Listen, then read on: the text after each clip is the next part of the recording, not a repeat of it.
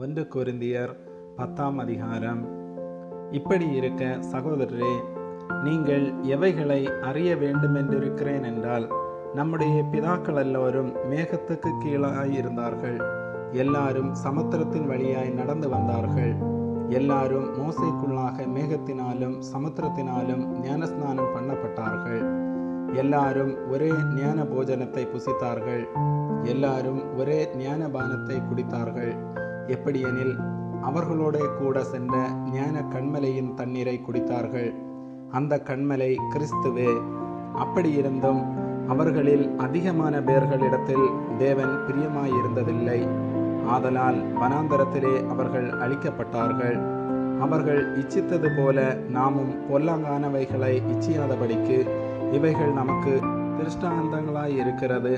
ஜனங்கள் புசிக்கவும் குடிக்கவும் உட்கார்ந்து விளையாட எழுந்திருந்த